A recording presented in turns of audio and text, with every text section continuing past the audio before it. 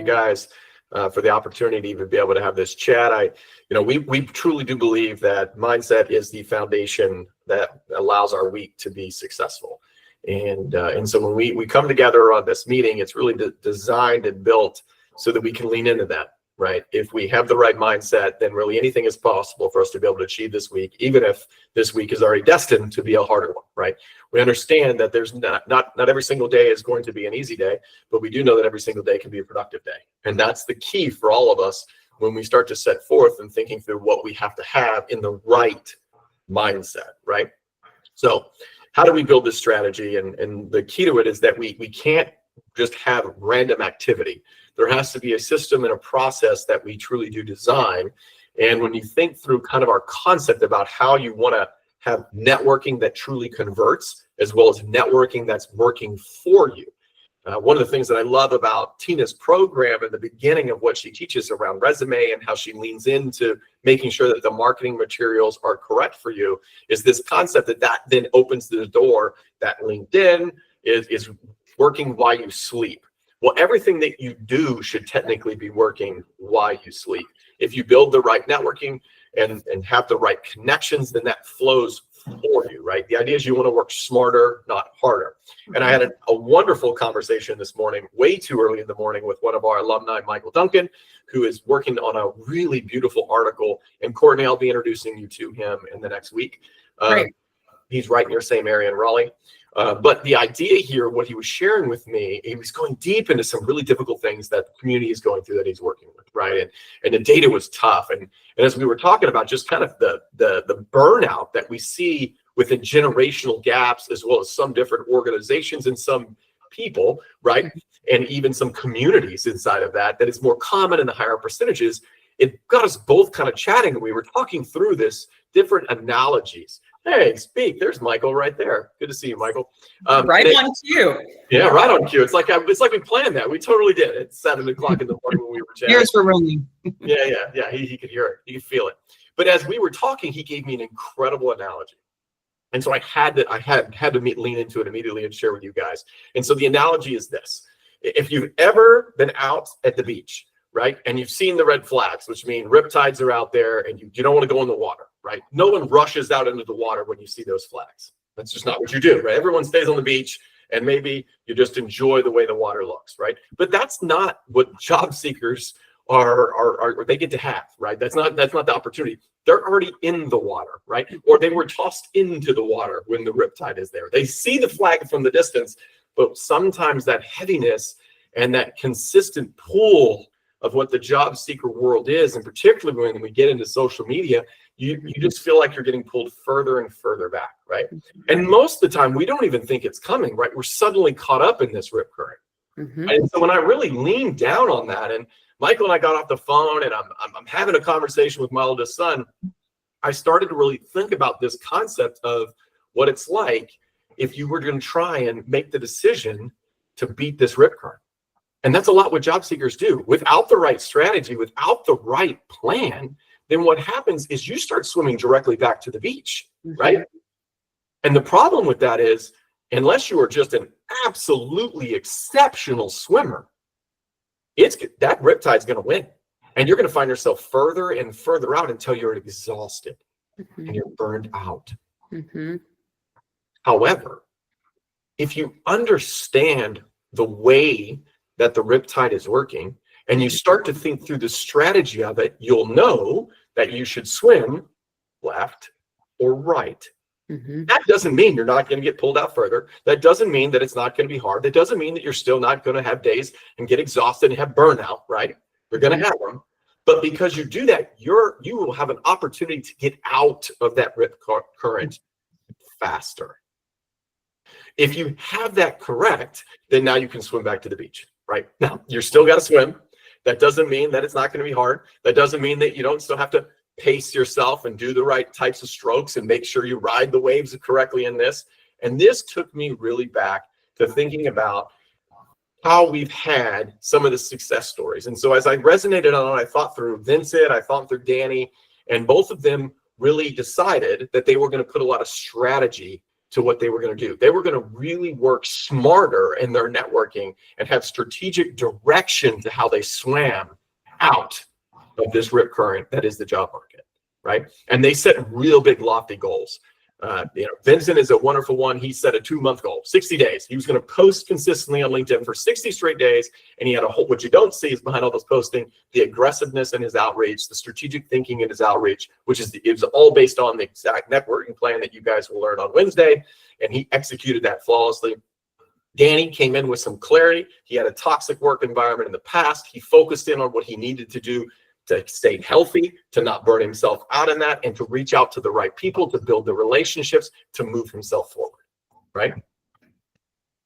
So when we start to think about that, how do we do it, right? Because I can give you all those analogies and continue, but really, what does this need to look like? And that's where, we love inside of our networking, talk about having proper coffee chats, right? So how do we start when we feel the rip card and maybe we're rip current pulling us out and we feel like we're not networking well? Well, one of the easy ways is, sure, we can start using the coffee chats. That's a great thing, right? But setting up the call to have a quick coffee chat and talk with someone that's inside of your close network, hopefully leading you to somewhere else, only works if you start to build out the right strategy inside of that confirmation and inside of those conversations, right? The goal is to actually think through with information as well as introductions and then alignment in every single call. You want to make sure that you know what information you're trying to obtain. What are you really trying to learn? Are you curious about what this person can really teach you? Are you really trying to understand exactly how this individual helps you on your journey? Now, the key to this is you have to understand what you don't know, right? So if you don't have clarity yet about what you need, then we need to start a little bit earlier than networking. Okay, that's where Tina and the resume really comes in. So that's a wonderful call that we'll have, of course, tomorrow on Tuesdays. So definitely lean in on that for that workshop. But the key here is once you have that clarity, you're going to lean in with your curiosity and you're going to utilize the strategy guiding that curiosity. The idea when you first meet someone from the information perspective is to build a relationship. You want to be authentic with your story. You want to be genuine in your story with clear value propositions when you meet them, right? The idea is don't just meet someone again for, it's been 6 months, 3 months, but really have a map in your mind of where you want that relationship to go. You want to make sure that you see the direction that relationship can go. If you want more information on that, please join us on Wednesday. I'll share all that with us. It's very clear in how you can actually do that. But the idea then is don't allow for the burnout to happen in networking.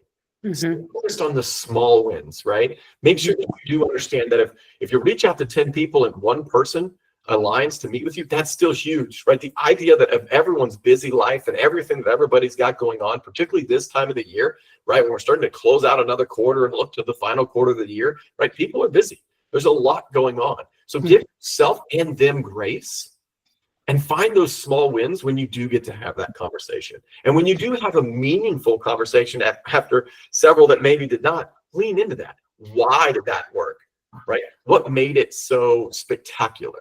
Right. The other thing is understand that every single meeting has an opportunity to lead you to something new.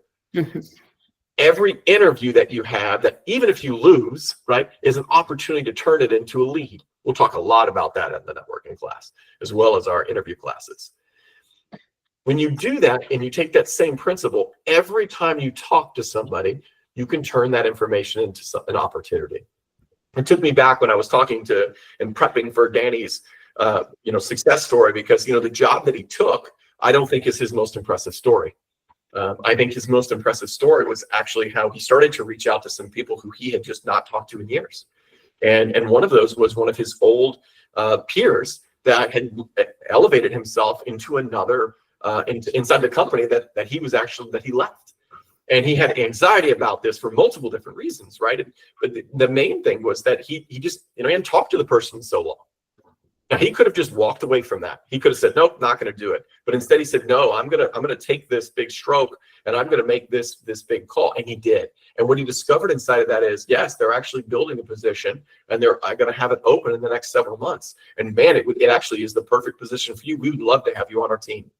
So what this did for Danny is, sure, he didn't take that job. He took the other job, which ended up, it's an amazing job that he took and really well orchestrated, but it just gave him that boost of confidence.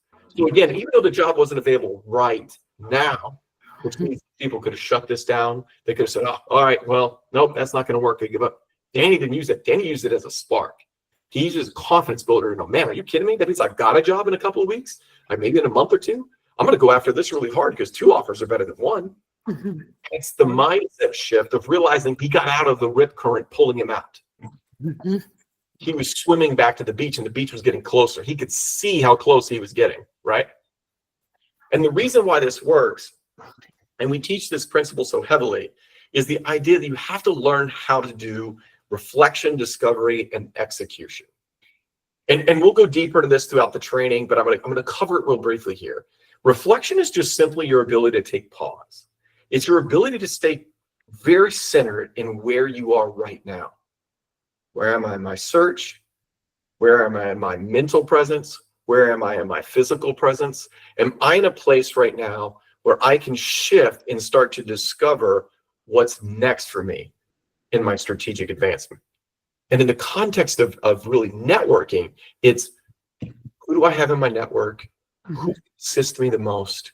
What are the 5 most important phone calls I need to make? Pause. What are these calls going to take me to? How do these individuals lead me closer to my goal? How are they strategic, and what style conversation do they need to be in? And once you've done that, you've done a reflection and you've done your discovery section. The final piece of it is execution, which is to book them, right? A lot of folks can do the first one. Another group can do the middle, do some discovery. But where most people fail is in the execution. And it's not because there's so much they can't do it. It's because it could be scary, it could be intimidating. But the other piece of it is sometimes you get no's. And so you want to abandon the whole thing instead of just going back and recycling through. The system's not broken, right? It could be just the individuals that were reached out to at this time couldn't be there, right? That goes back to that grace moment, right?